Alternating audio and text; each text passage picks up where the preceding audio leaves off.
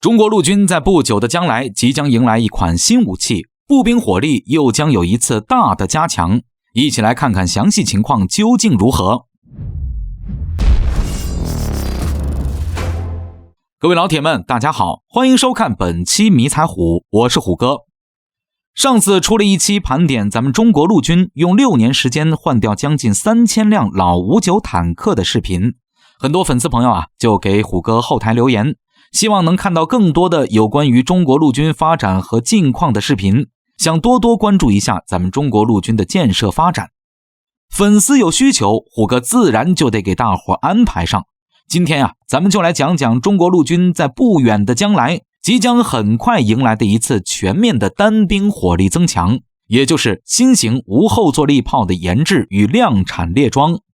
最近这2天有条消息引起了虎哥的关注，说的是咱中国陆军一些一线部队单位把之前退役的78式82毫米无后坐力炮从封存的仓库里给翻了出来，重新启用，开始大范围的去搞适应性训练。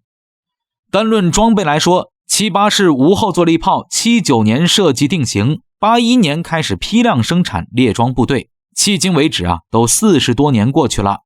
对于眼下更新换代速度极快，整体装备质量十分先进的中国陆军来说，拿78式无后坐力炮正经去搞什么2次服役，那必然是不现实的。装备质量和综合实力早已今非昔比的中国陆军，现在也不需要去仓库翻找什么过去淘汰的老物件出来凑合用。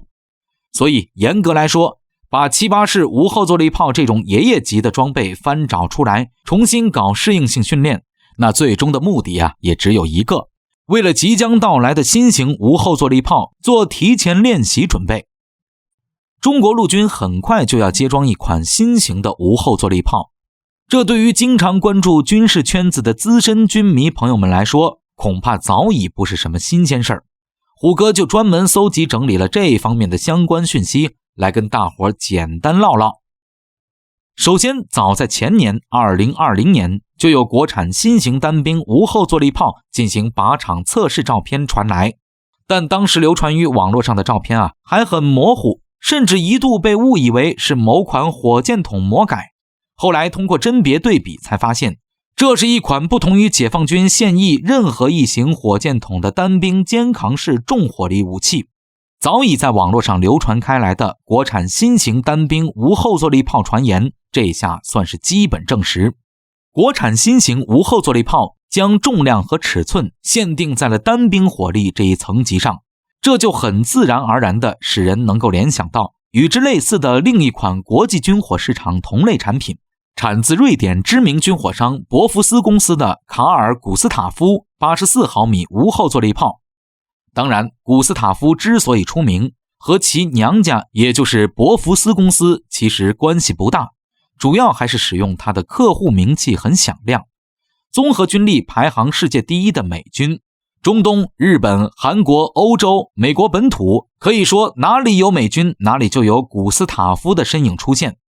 即破门拆迁、反攻势掩体、反装甲、反人员等诸多用途于一身，具备重复装填发射能力，还很轻便易携的古斯塔夫，那是深得美军厚爱。从目前现有的一些已知情况来看，国产新型的单兵无后坐力炮是和美军使用的古斯塔夫十分类似的，同样的轻便易携，尺寸和重量适中，一样可以装填多型号多用途的炮弹。面对复杂的战场环境，可以很好的发挥战场多面手的作用。至于其未来在解放军当中的定位，要虎哥来说，相当一部分的 PF98 式120毫米火箭筒必然会被其所取代。在基本完成全面机械化陆军的建设后， PF98 这种设计定型于上世纪，过分强调重火力反装甲，而在机动性与便携上做出了诸多让步妥协的超重大块头，是不大适合解放军当下还有未来的发展方向的。在反装甲作战任务已经被陆航武直、旅属车载红箭10以及 99A 坦克和 ZTL11 大巴轮给包圆了的今天，解放军的机械化步兵已经不再需要像上个世纪末还有本世纪初的解放军步兵战士们那样，去费力地扛着 PF-98 承担繁重的一线反装甲作战任务。高度机械化的车载步兵强调快速机动、快速部署， PF-98 这种大块头的玩意儿更是严重占地方，带着行军都很不方便，更无谈实际作战部署。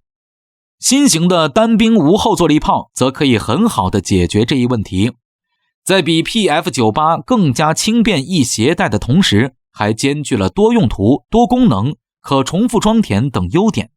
除了已经不再需要步兵承担大任的反重装甲任务外，新无后坐力炮能够完美胜任其余几乎所有工作。